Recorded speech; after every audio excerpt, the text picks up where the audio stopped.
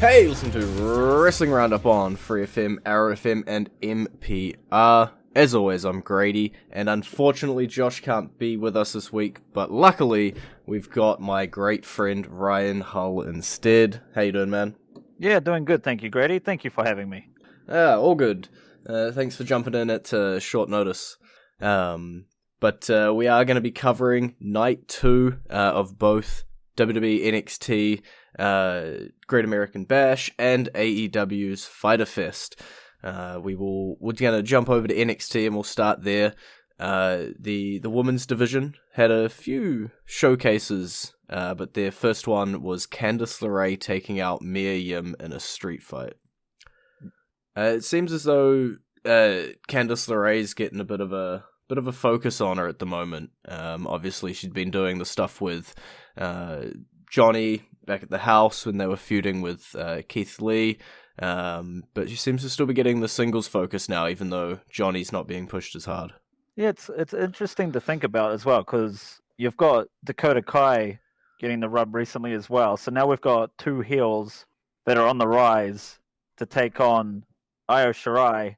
So it makes you think, where are they going to go with that? Are they going to go full steam with the Kiwi Dakota Kai, or are they going to have her be the stepping stone for Io to build up to her encounter with Candice, possibly leading to a Candice title run? Well, the best part about all that, just to confuse things even further, because NXT's women's division at this point's just got so many strong players, was that last week Tegan Nox won the number one contendership match. So you've got another person that Io's going to have to go through if she is going to get to these other people. I mean, it just shows you how great the women's division is in NXT right now. In fact, I would argue that it's probably the best division in the world in terms of talent. Whether they use the talent the right way is another thing. But if you think about it, they got Io, they got Tegan, they got Mercedes, I believe. Yep. They've got Dakota, they've got Candice, and like with the Raw and SmackDown women coming down every now and then, it's just like there's just so much potential. And I just don't know where it's going to go next. There's so many dream matchups. Like Candice and Io is going to be an absolute barn burner.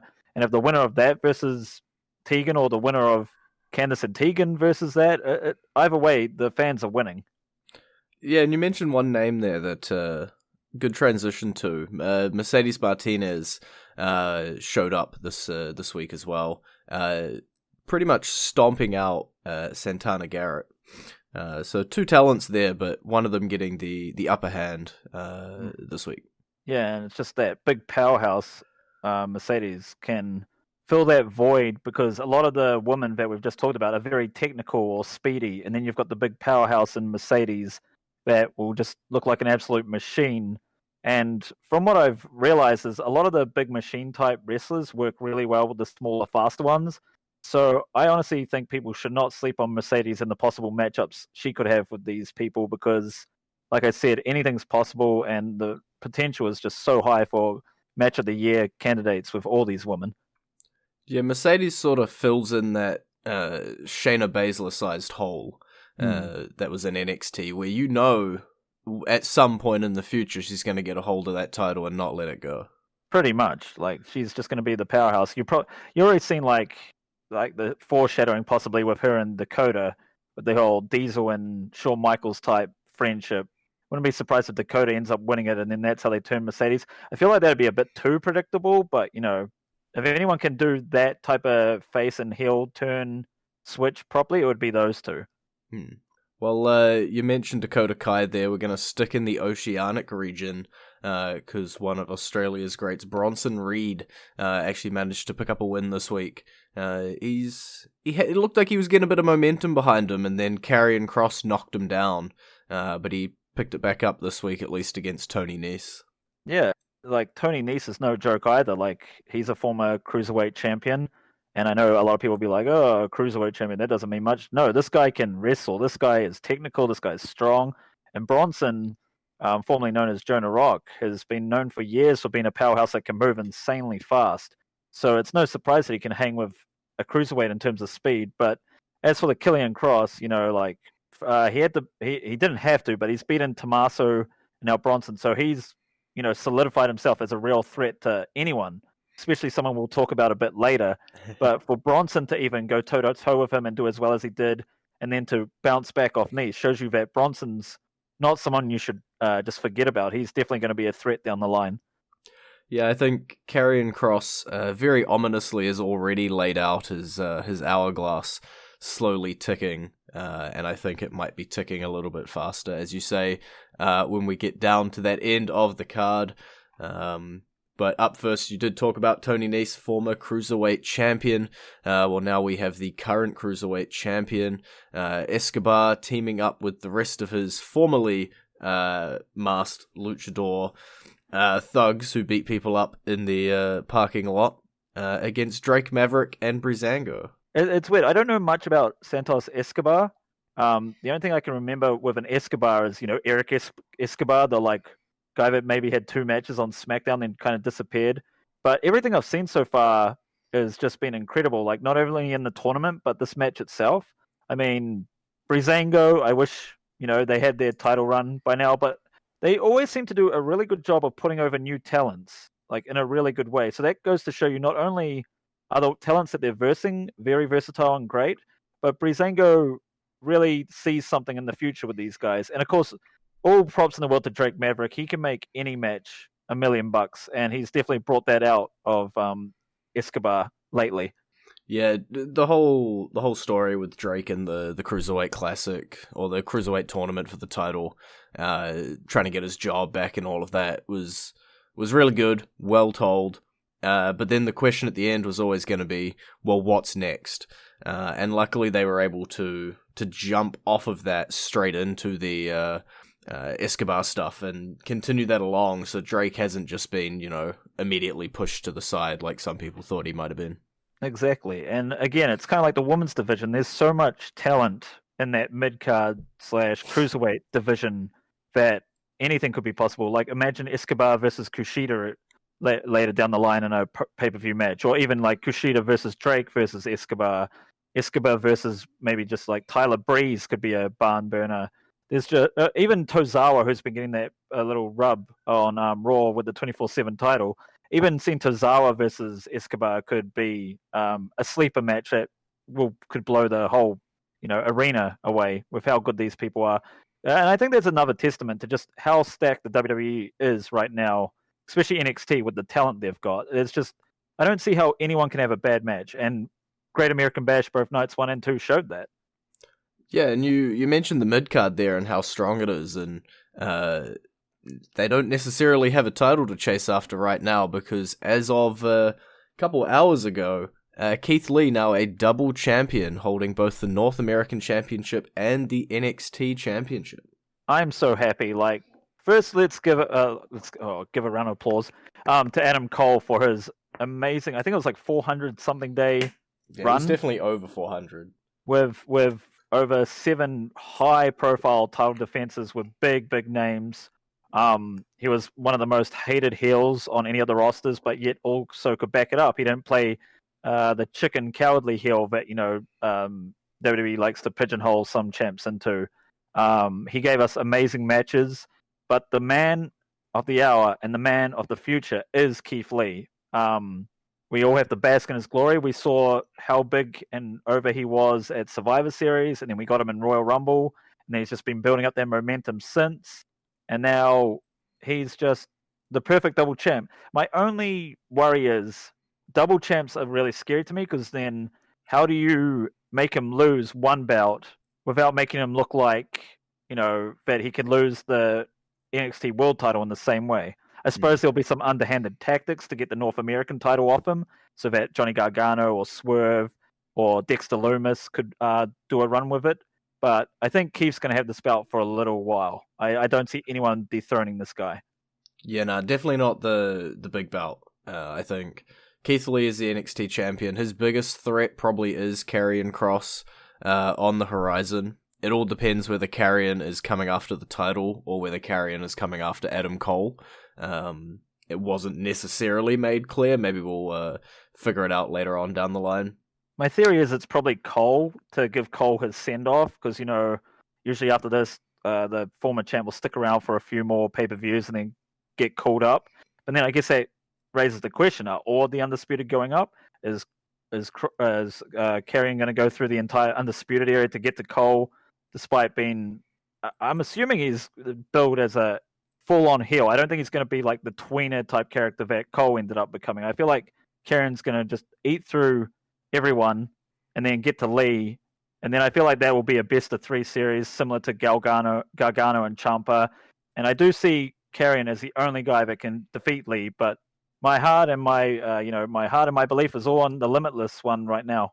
Yeah, we've probably some of the most entertaining stuff at the moment has been Dexter Lumis going through Roderick Strong and sort of playing his mind games with him down on NXT. So we don't know how much that's going to play into this now as well, with Adam Cole now having lost the title and the whole Undisputed Era open up to feuds outside of titles. You know, there was that period where they had every single title, and now it's the complete opposite, and they've got no titles, and that anything can happen with those guys. As you say, maybe a call-up, maybe just different feuds. We don't quite know what the future of the UE is going to be. I just hope that it's not a case of the Wyatt family or Sanity, and that if they do get caught up, they all go to one show and they don't get treated like a joke. I'm personally a big fan of stables, and I think WWE is seriously lacking in them, which we'll get to AEW eventually, but I feel like AEW and New Japan in particular thrive the way they do with their stables. And I think the reason NXT has had so many compelling stories is because of not only the inner turmoil that has been teased multiple times with the Undisputed Era, but all the feuds that the Undisputed Era has had with other, not factions, so to speak, but, you know, people coming together to try stop them from having no momentum. So I really do hope if they get called up, they keep their unity, and it's not like Red Dragon reform and then Roddy goes to, you know, Raw to flounder and then Adam Cole thrives in the main card type thing. I want them to be a package deal. Yeah, because as you've highlighted with like Sanity and the Wyatts and stuff like that, it's they've struggled typically to keep guys 3 or 4 together once they move up to the main roster. It's like Raw or SmackDown sees stars in like one person's eyes, and they're like, I guess we got to take them all, and then just ignore 1 or 2 of them until they fade away. That's the typical what happens. Exactly. I'm still salty about Sanity. Like, ugh. I mean, we've got Ring Kampf now, which is Imperium in NXT. Sing about the old days. At least we've got Imperium with Alexander Wolf and all them. So hopefully Imperium also keeps that way. Whether or not that remains to be seen. Those 2 factions, I think, have done a lot for the NXT brand, and I hope they stay that way. I don't want another Sanity because they had so much potential, and then it was just flushed away. Well, fair enough. We are about halfway through. You just mentioned AEW, and we will get to them in a couple minutes. But first, we're going to play our entrance theme this week. In congratulations for Keith Lee picking up both the North American and NXT Championship. We're going to bask in his glory. Oh, bask in his glory, for he is limitless. You close and fast, it's quite the opposite, a miles ahead. And you're back to Wrestling Roundup on FreeFM, ArrowFM, and MPR. I'm Grady, he's Ryan, and now it is time to get over to AEW Fyter Fest Night 2. Kenny Omega and Adam Page having double duty. Last week they had to defend their titles, and then this week they had to do it again. They took out the Private Party and managed to hold on to them for just a little bit longer. I don't think I've ever seen Kenny and Hangman have a bad match with anyone. Individually, you know, there's been some questionable matches in the past, but as a tag team, they've completely surprised me. When I first saw them get together, I was like, I don't know how I feel about this, but I'll give it a chance. And they've just knocked it out of the park every single time. And as for the Private Party, you know, they've got Matt Hardy's blessing lately in tweets and how they remind him of a young Hardy Boys. So to me, that's the biggest compliment anyone can have. So I wasn't surprised the match was as good as it was. Private Party are such a good tag team. Definitely deserve even more recognition than they get now. But I just got to say, for what NXT has with their women and their mid-card, AEW had the greatest tag team division in the world, by far. Yeah, and that always opens up the questions, because we see people like Gallows and Anderson who finish up at the WWE, and there's big question marks and everything, and everyone's like, oh, just go to AEW, but there's a lot of tag teams already there. Yeah, and to be honest, let's be real. They belong back in New Japan. They were massive names over there. They did a lot for New Japan at the time. They did a lot for the recognition of the Bullet Club. So I feel like AEW has enough tag teams right now, especially with the Revival, formerly known as the Revival, coming in. Like, I feel like it's perfect. And I mean, we'll talk about some other tag matches a little bit later, but I just don't see how you could even improve that division right now. It's like literally S plus right now in terms of quality and talent. It's just, oh, AEW, you know what you're doing. We'll break the rules. We'll jump further on down the card and talk about that tag team match, because they did have an 8-man tag team match. The team of the Butcher and the Blade teamed up with MJF and Wardlow to take down the Young Bucks and FTR. Just think of the star power in that ring right now. You've got people that have wrestled all over the world, and then you've got, 4 teams there. Like the Butcher and the Blade were killing it on the indies before they got called up. MJF and Wardlow are basically the future of wrestling. MJF especially. You've got the Young Bucks who don't need any introduction. They've literally been doing it for decades now and been in Ring of Honor, bringing Impact or TNA at the time. They went to New Japan and they're killing it in AEW still. Like, they haven't lost a beat. And then, like I said, you got the FTR there now where they can actually shine and not be held back by weird storylines or limited wrestling maneuvers. They're allowed to be themselves, and the result is just incredible matches on a daily, I wish it was a daily basis, but a weekly basis. And then when you've got like a pay-per-view like this or a Fyter Fest, they just go all out, and you just think, how are they going to top this next time? And yet, every time they do. Yeah, and to add on to that as well, you've also got the Lucha Bros running around as well, just to add on yet another team into their tag team division. Not only that, you've also got the Dark Order, Grayson, you've got Brody Lee. Just, it baffles me how all these other organizations drop the ball with these people. And I feel like that's going to come and bite them in the butt and probably cause them to start altering how they take their divisions.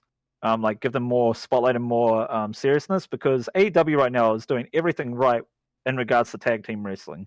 Yeah, you mentioned them there with the Dark Order. They actually managed to pick up a win on Fyter Fest as well. Brody Lee and Stu Grayson teaming up with Colt Cabana to take out SCU. Yeah, and as much as a SCU fan I am, that tag team of the Dark Order and Cabana is so unique, and yet it works. Like, it doesn't really feel out of place. I do feel sorry for Colt because of his hematoma, I think it was, on display. So hopefully he's all good. And he managed to wrestle through that, which just goes to show his strength and fortitude. But it's just so good seeing Brody Lee being able to not only wrestle again, but be himself. And then you've got the best, probably, ring generals in the business, SCU, with Kazarian, Sky, and Daniels, just giving it to them despite, how old they may be in comparison. They've just... I don't want to keep repeating the same words, but their matches just never cease to amaze me, and I'm just in awe of how great they are in the ring. Yeah, I'm a big SCU fan as well, so we got that in common in terms of they don't have to be winning, they don't have to be in championship contention all the time, because as you say, they're just going to put on good matches wherever they are on the card. They can be first, they can be last, they can be on the dark, they can be wherever they need to be. This is going to sound a little weird, but it's almost similar to what I said about Breezango. They can get a good match out of anyone because of their experience and because they can still go. SCU is, no offense to Tyler Breeze and Fandango, but SCU are they're legends to the industry. Kazarian and Daniels especially. So the fact that they can still go and put people over and have the best matches, not necessarily the best matches on the card, but the best matches wherever they're situated on the card, it just goes to show just how great they are at both in the ring and out of the ring. And then we go from talking about SCU and the tag team division, and we're going to jump back over into the singles division. Lance Archer, he picked up a win against Joey Janela. Looks to be rebuilding his momentum after his loss to Cody. Yeah, Lance I'm a huge fan of. Since his early TNA days as Lance Hoyt. Now in AEW as Lance Archer, especially when he's teaming with Jake the Snake Roberts, who's my favorite wrestler of all time. One of my favorite wrestlers of all time. It's just a perfect match. And it does suck that he lost that match against Cody, because I felt like the right thing to do was to put the belt on Archer. But at the same time, it's not like he suffers from not having the belt. He's such a legitimate threat that he could run through the entire roster and no one would be surprised, even after losing that match to Cody. As for Joey, I feel like he's a human ragdoll at this point. Talented wrestler, but he's just getting destroyed by everybody. That's as much as it sounds like a negative to say, that's the role he excels in. Exactly. He can do the entertaining performance alongside of it and still be a legitimate threat when he needs to be. But he's at his best when he's being biffed around by 6'5", 500-pound guys. Yeah, it's like one of those like Jeff Hardy in a way, like back in the day where he'd get thrown around by the Undertaker or something. It's believable, and at the same time you get behind him hoping like this is the one time he overcomes the giant. And yet you see him get thrown into the crowd or thrown off some balconies, and you think, how is he going to survive? And then he comes back even stronger than before. He's like a cat with 9 lives, but even more than 9. Yeah. And if we're talking about big people who can throw Joey Janela around, Brian Cage has got to be in the discussion. This guy's a monster. Like, I wasn't a huge fan of him in his early career, but now I fully respect the amount of work and effort this guy puts in. He is what you'd say a wrestler is as both a legitimate threat and a performer. He looks like someone that could literally wrestle or fight someone to the death, and yet also he's a really talented in-ring, mechanic. He knows how to use the ring to his advantage. He knows how to wrestle. He knows how to show his power. He's like the complete package, and it's no surprise to me that Taz is fully endorsing him. Yeah, if I'm asking you to cast your mind back to the old ECW days, and I say, do you remember the FTW championship that Taz had? I do. Yep. It was a weird decision they've made to bring that back out of retirement. I'm not sure why they're doing that. I can understand, I understand the story behind it, but it's like, what do you gain from that? Like, are you trying to make it so that that's worth more than the other title? Or are you trying to make Cage look like more of a threat? Because I think he looks like a threat without a belt. He's like Lance Archer, for example. Those two, I don't think, need a belt to show how strong they are. Obviously, he could run amok and do like a win streak with like the TNT title or the world title. But at the same time, I'm not sure where they're going with this. Maybe they're just trying to make him more of a credible threat to the main title. Yeah, I guess it all comes down to when Moxley's going to be available. Obviously, he's had to miss the last date that they were booked to have their match at. I presume he should be alright for the next one, but with everything that's happening in the world right now, it's really hard to predict. So maybe they just made the decision that we need 2 title belts for the men on TV. Kind of like an interim title, because, unfortunately, Renee Young got cast positive with COVID, so Moxley's obviously looking after her while also looking after himself. I don't see the title being stripped from him. I do see him coming back sooner rather than later. So maybe they're just trying to build it up as going, we don't need that belt because we've got this belt and we've already got the champ for it. And then that's where the story can go from there. Yeah, I presume that's pretty much what's happening. Otherwise, it seems like a really random decision to have made. So I'm going to have to believe that, or else my head might hurt a little bit. Yeah, or let's hope they didn't just do it for the pop. Pop. And then in the main event of night 2, everybody wanted it. Everybody got to see it. Chris Jericho versus Orange Cassidy. Unfortunately, freshly squeezed, taking the loss. I can't say I'm surprised. Like, Orange Cassidy is an amazing wrestler. Definitely deserves way more props than he got up to this point. But, this year's been his year, basically, before the COVID hit. He was getting the biggest cheers, the biggest applause. One of my favorite parts in the match was the all around the, I don't know what he calls it. It might have a name. The slow shin kick, like the sweet shin kick music. And how Jericho thinking, he's going to go for that. And then he did a legit sweet chin music and hit Jericho square in the jaw. I feel like if that was in front of a massive crowd, that would have just gotten everyone off their feet. And I just thought it was great storytelling, which is something Cassidy does really well. The one thing he's perfect at is storytelling through his expressions and his body movement. Like, he just tells so many stories and emotions with just simple movements. And I love it. And as for Jericho, I don't think he can have a bad match with anyone, and he proved that he can adapt to many styles, including Orange Cassidy's lazy style, as they call it. Yeah, I think Orange Cassidy is the epitome of the word performer. The guy just pulls it off. And you look at him and you see the clips that go viral on Reddit or YouTube or Facebook or whatever, and you're like, haha, funny. And then, you get someone to actually watch like a match of his, and there's that switch. And as soon as the switch goes, they're like, oh, this guy's not just one of the funny haha guys. Yeah, the stuff he can do while his hands are in his pocket is incredible. Like, he can do Hurricane Ranas, he can do Frankensteiners, he can do bloody twisting corkscrews over the top rope. I wouldn't be surprised if he could do the first ever handless 619, to be honest, with his hands in his pocket. Like, the stuff this guy can do with his hands in his pocket, I can't even do without my hands in my pocket. So he's just incredible. And unfortunately, that is us hitting time. It was great shows from both AEW and NXT this week. If you had to pick a winner, I'm going to make you do it, Ryan. I'm going to have to choose, and I never thought I'd say this in a while because I am a big fan of AEW, but it has to go to NXT. I think the amount of storytelling there was just perfect. Keith Lee finally got his moment to send everyone home happy. And then you've got the question going, what's going to happen to Cole now? And I feel like that was the thing that's got me wanting to see what happens next on NXT. Sweet. Well, thanks a lot for having a chat to us. Thank you so much for having me. And you can visit our Facebook page, facebook.com/WrestlingRadio, Twitter page, twitter.com/WrestlingRadio, and we'll see you next week.